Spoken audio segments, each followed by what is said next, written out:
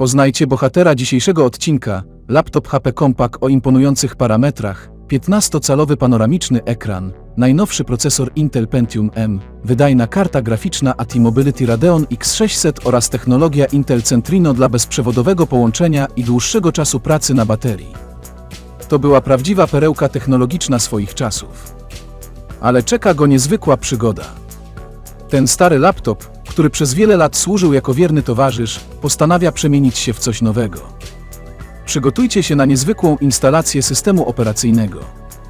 Tym razem nie będzie to zwykły Windows czy macOS, ale Raspberry Pi OS, dystrybucja Linuxa specjalnie zaprojektowana do współpracy z minikomputerami Raspberry Pi. Raspberry Pi OS, dawniej znane jako Raspbian, to system operacyjny oparty na Debianie, dostosowany do pracy z Raspberry Pi. Powstał z pasją i zaangażowaniem Mike'a Thompsona i Petera Greena, a obecnie jest rozwijany przez niewielką grupę deweloperów. Fundacja Raspberry Pi uznaje go za podstawowy system dla swoich minikomputerów. Wcześniej, na tym starym laptopie, pracował Windows XP lub może nawet Windows 2000. Teraz nadszedł czas na zmiany. Raspberry Pi OS oferuje nowe możliwości, świeże spojrzenie na świat informatyki. Czy ten stary laptop zdoła sprostać nowym wyzwaniom? Czy Raspberry Pi OS sprawi, że odzyska on drugie życie? Na początek tworzę bootowalnego pendrive'a, uruchamiam z niego komputer. Instalator jest prosty, nie powinien sprawić nikomu kłopotu.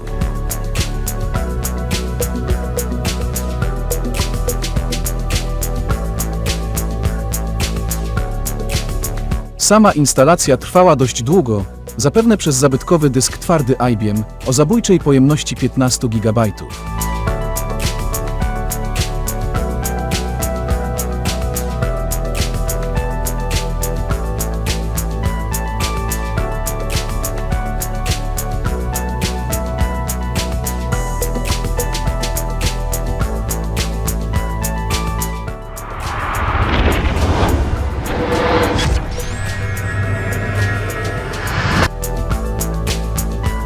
Po uruchomieniu systemu wita nas tapeta i pasek zadań na górze ekranu. Pokazywane są także informacje o połączeniu internetowym i godzina. Niestety, ale to na czym mi najbardziej zależało, nie działa. Przeglądarka internetowa oparta na Chromium wymaga do działania instrukcji SSE2, a stary Pentium M tego nie wspiera.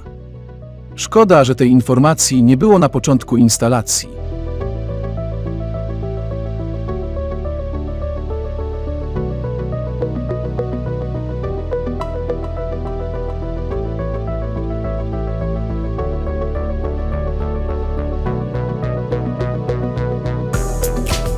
Cóż, co my tu mamy?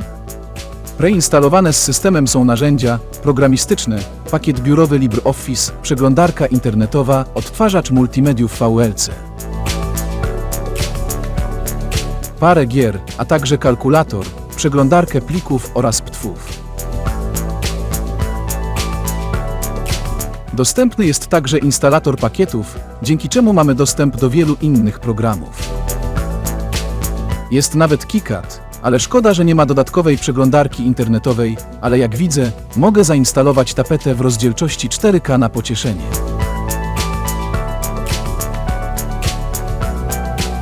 I jeszcze na koniec, najważniejsze.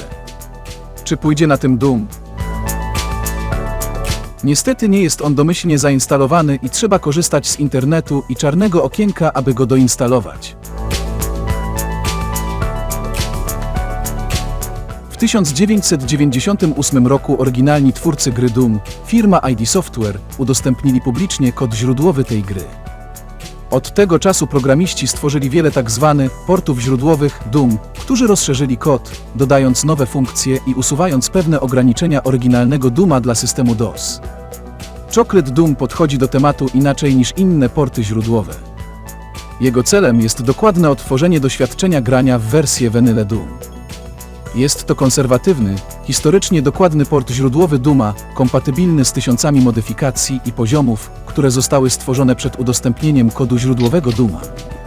Zamiast efektownej grafiki, głównymi cechami Chocolate Dooma są dokładne odwzorowanie gry takiej, jak była grana w latach 90. Projekt został opracowany wokół starannie przemyślanej filozofii, która celowo ogranicza dodawanie nowych funkcji. Kod źródłowy Chocolate Doom jest wolnym oprogramowaniem na licencji GNU General Public License i można go uruchomić na różnych systemach operacyjnych. Dzięki temu zachowuje rozgrywkę oryginalnej gry na współczesnych komputerach, z których wiele nie jest już w stanie uruchomić oryginalnej wersji.